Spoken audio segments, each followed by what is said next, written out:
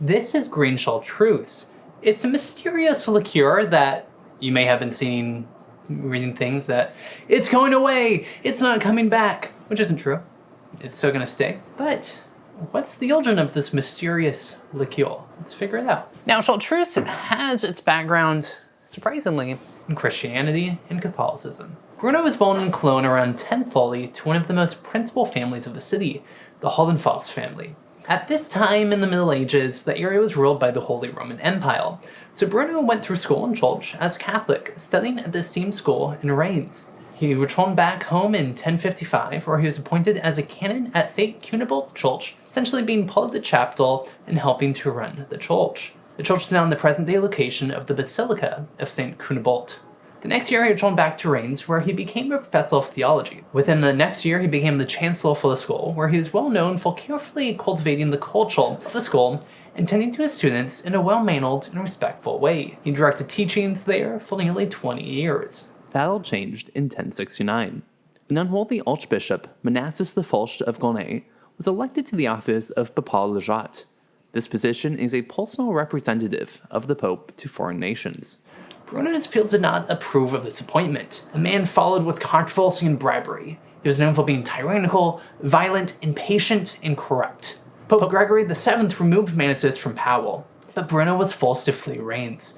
His home was plundered, and a few bad actors in support of Manasses made his life unsafe. He returned to Cologne. The people of Reims wanted him back for him to be appointed as archbishop, but Bruno was shaken by this incident and wanted to dedicate himself to the gospel in the best way possible. He needed solitude.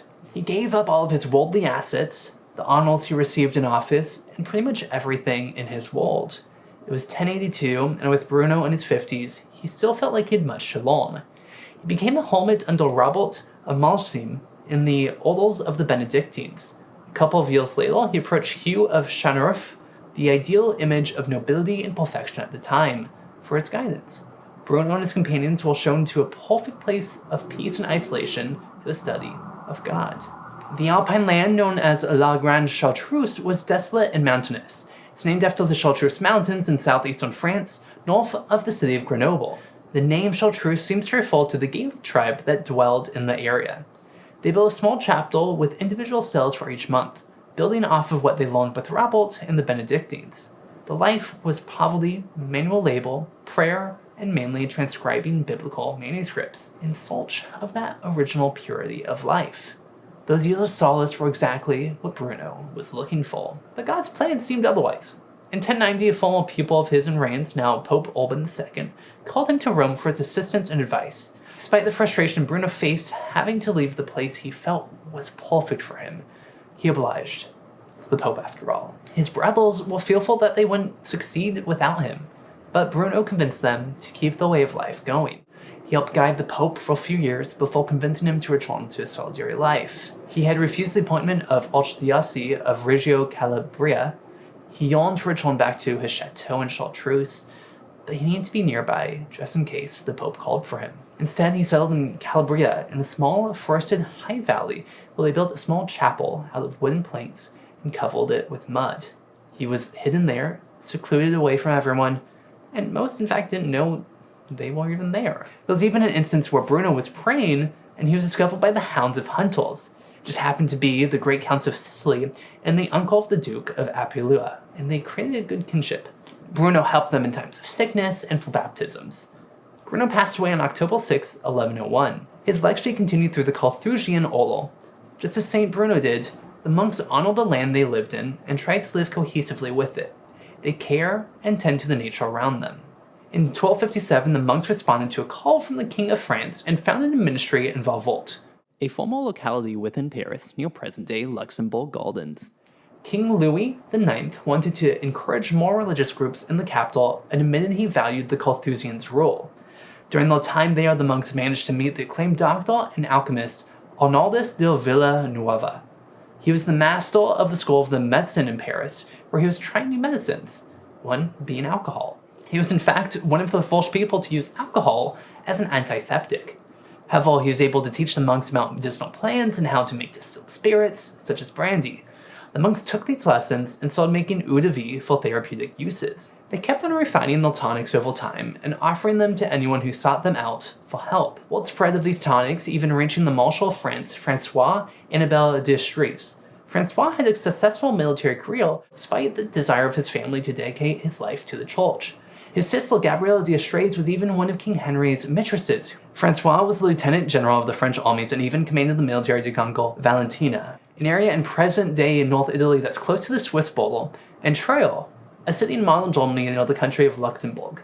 He became a diplomat after his military career and eventually became the governor of Ile-de-France and Soissons. At one point, either through his military campaign or diplomatic duties, Francois got a hold of a manuscript of different herbs, plants, and processes for an elixir for a long life. In 1605, he handed this manuscript over to the Carthusian monks. In the coming years, the monks looked at it and tried to recreate the recipe, but they didn't have all the ingredients.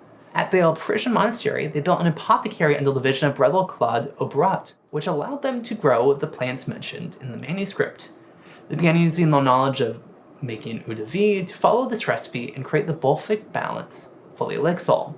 The side project in Paris never quite reached what it should have been. One monk, Dom Michel Brunat de Lanoche, belonging to La Grande Chartreuse, discovered the manuscript when visiting the Parisian chapter in 1736 and was intrigued by the discovery. The next year, he became the prior, or the head, of La Grande Chartreuse and the general of the order, when he requested the manuscript be transferred to La Grande Chartreuse. It then landed in the hands of Brother Bruno and Andre to work with the manuscript to create a new formula. They'll toll over a new recipe, creating an elixir with a red color, very different from the Chartreuse we know today. Their successor, Brother Jerome Marbec, in 1755, determined that the remedy must be at 71 proof. In 1762, Brother Antony Dupuy improved their methods, which resulted in a new color that was mostly clear with a tint of green, and a slightly different flavor being described as pungent and active. All of these techniques were recorded in a 1764 manuscript titled Composition of the Elixir of Chartreuse. It's still around today as Elixir Vegetal de la Grande Chartreuse. This liqueur takes several weeks to prepare through the 3 stages needed to create it. It contains 130 different plants, flowers, bulks, roots, and spices, claiming to collect the beneficial properties of each of them. Most people compare it to bitters than a liqueur due to its intense flavor and a high ABV of 69%. Became a popular elixir within the chateau, but they began offering it at the markets of Grenoble and Chambray. They were delivering the bottles on donkeys wedged between sacks of hay, contained in small wooden bottles. Soon enough, it was being sent to depositories in neighboring cities such as Saint-Marcelin, Bourgoin, Cremant, Les Châtelets, and Pont de Beauvisson. It was growing in popularity through the end of the 18th century. Carthusians' oral growth had always been linked to the government in some way, and they weren't immune to the rising frustrations of the royal regime of the time. La Grande Chartreuse and nearby city Grenoble were under the reign of Dauphine, with its own local parliament. The national government, led by Louis XVI, was having money problems that was felt all over the country. One of Grenoble's major industries, luxury gloves, was experiencing suppressed demand, so the city relied heavily on its status as a seat for the local parliament. The Parliament of Dauphine, along with other parliaments of the regions, were trying to protect their citizens from unjust taxes that they frankly couldn't afford. The national government thus began to strip away the powers of these parliaments and force their laws through. On May 20th, 1788, the parliament declared these laws illegal, and they felt they needed to support their urban workers. On May 30th, the crown ordered the local army to banish the magistrates of the parliament from the town. They arrived on June 7th to an angry mob. Locals shut down their businesses to prevent these magistrates from being forcibly removed from the town. The rioters were armed with stones, sticks, axes, bolts, and rushed to close the city gates. The Duke of the Army decided to counter these rioters by sending small groups of armed soldiers in with explicit instructions to not fire their weapons. Protesters began climbing on roofs and throwing roof tiles onto the soldiers. It took only one regiment to open fire and create chaos. The Duke wanted neither a massacre nor a surrender, so he tried to find a solution. He decided to pull back the troops. After realizing the rioters would not allow the magistrates to leave the city peacefully, the mob seized control of the city. The magistrates were paraded through Grenoble and were asked to host a special session. The crowds looked at their heroes, but the magistrates were terrified. The old magistrates fled in the upcoming days, hoping to find peace elsewhere. A few younger members remained, trying to turn the riot into a political force. They sent appeals to the king, replaced the duke, and tried to get their voices heard. The French Revolution was imminent, as it would begin less than a year later. The growth of the monks' elixir was ruined by this political turmoil in Grenoble, and that was sparked by the Day of Tiles. 1792, with the National Assembly now in power and running the country, they decided to expel the monks from all the monasteries in France, including Le Grand Chartreuse. People were determined to abolish feudalism, including destroying any ties between the state and the church. All of their possessions were confiscated by the state. But the fate of the Chartreuse manuscript was unknown. In 1800, it landed in the hands of Pierre Letard, their former pharmacist. He kept it safe despite the growth of the military via Napoleon Bonaparte and poor public opinion of the Carthusian monks. He never dared to make the elixir in fear of it being found out. But Pierre made sure to keep the recipe he had just as it had been written. The Ministry of the Itinerary required all physicians and pharmacists to submit their health recipes, and, as a dutiful citizen, Pierre complied and it passed the test without modification. Napoleon was eventually exiled in 1814, which allowed Louis XVIII back to the throne. He issued a royal decree on July 8, 1816 that allowed the monks to return to their monasteries. La Grande Chartreuse was in poor condition from ravishing. Their first order of business was to build a small still so they could go back to the production of the elixir and use it to raise funds to restore the order. The small issue being that the pharmacist still had the original recipe. Thomas Day decided to lead a new effort for a good, practical recipe, and by 1825 had developed a new elixir, this one landing at 60 proof. This came just in time for the cholera epidemic in 1832, but then monks knew that this wouldn't replace their traditional one. This was in fact just a new beast.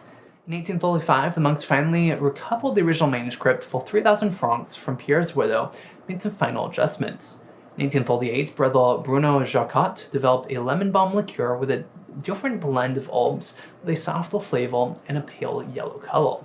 They decided to market this one as Yellow Chartreuse, and Messie's new one as Green Chartreuse. Their sales were growing rapidly and became the main source of income for the monastery.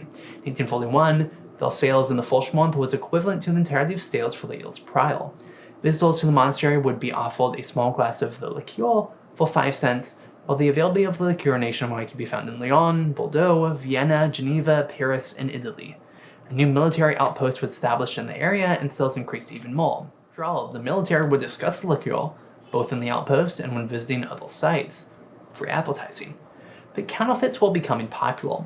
In an attempt to curb this, they affixed labels and stamps that wrote liqueur made at Le Grand Chartreuse, accompanied by the signature of Dom Louis Garnier, which you can still see on the label today. With the increase of production and on recommendation of the Pope, they decided to move the monastery to a new shop in Saint Laurent du Pont in 1864, despite debates in the chapter.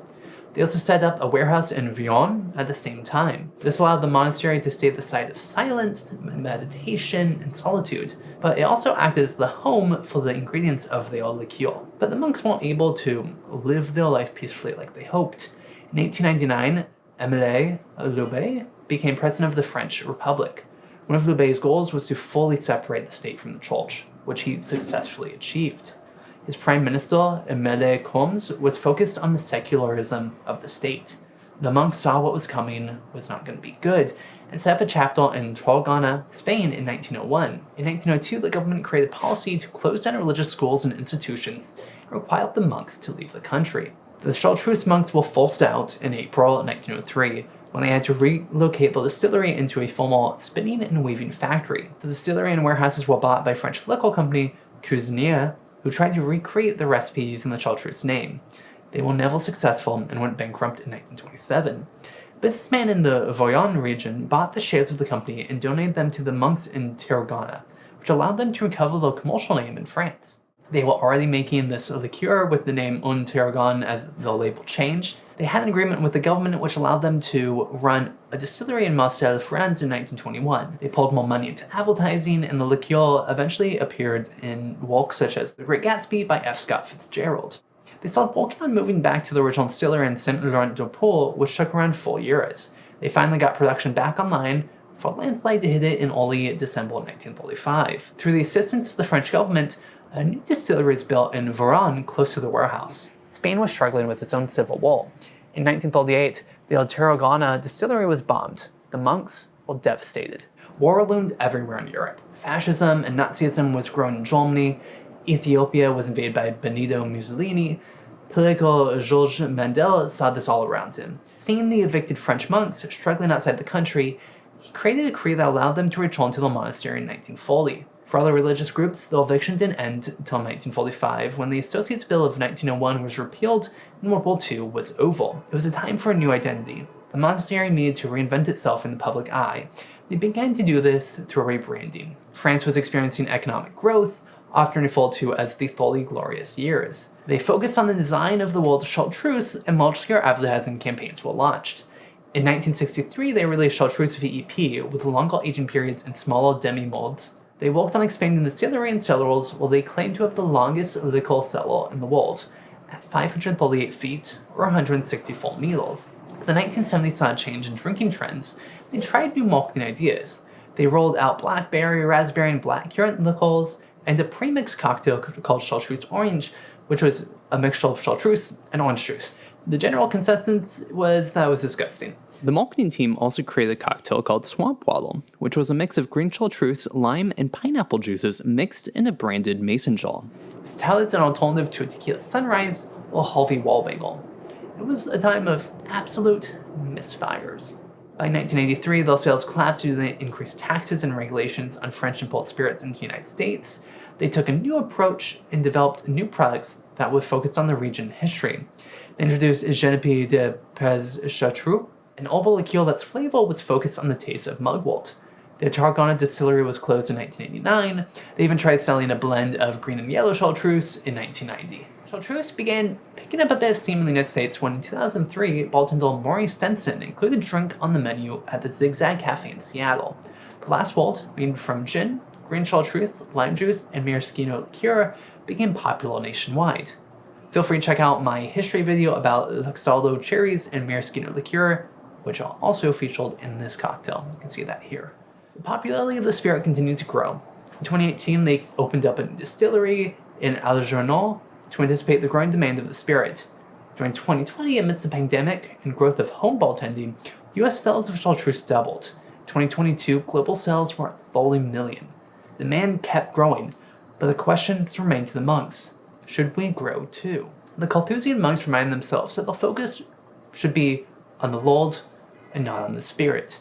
The liqueur just supported that lifestyle. So they ultimately decided not to increase the production past the 1.6 million bottles annual limit that the Vatican placed on them. Many bars and restaurants have had to pull chartreuse off of their specialty cocktails or as ingredients in their food as they cannot consistently maintain its stock.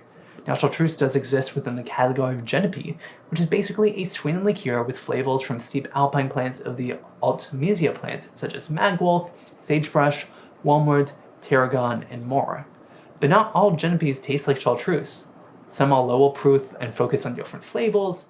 Fascia Bruto Centrobi is an example of a product that exists closer to green chartreuse with a high ABV of 90 proof compared to the chartreuse's 110 proof, and Faute Yellow exists closer to yellow chartreuse with a lower ABV of 48 proof, although yellow chartreuse has a proof of 86. But there's no clear substitute for the real thing. People try to imitate it, but only 2 monks at a time know the full recipe. But what does green chartreuse actually taste like? That's the question. My first impressions, just the nose, reminds me of toothpaste. But the more you smell it, the more you get into it, a lot more comes through. Sure, you have what feels minty and what smells minty, but then you also get what feels like hints of basil. The mint isn't so much that like fake mint in your toothbrush, but like actual mint. And it's one of those things that because it's green and it smells like these fresh botanicals, I just want to call the smell green. It's such an interesting thing because it's so complex. So it has a high proof. It is 110 proof. While you can feel it, like definitely kind of like going down the throat and some of the spice that comes from just being high in alcohol, it's really smooth. Like initially on the palate, I'm really tasting kind of these basil-y notes, like fresh herbs. I don't know, it's one of those things that you have to try it. You can go to my TikTok, on my YouTube shorts and see a bunch of different cocktails that feature this now, but try and get your hands on it. It's a little bit more difficult than it used to be, but absolutely worth something to have in your collection. What do you guys think of chartreuse? Are you a fan? You like the green variety over the yellow? with your favorite cocktails put in it. Feel free to comment all of that below. If you want to learn more about another great cocktail ingredient, follow The Last World, watch my video on the maraschino liqueur and kind of the history around both the Luxardo family and the cherries you may be familiar with. My name's Zachary. Thank you for watching Behind the Bottle. Cheers.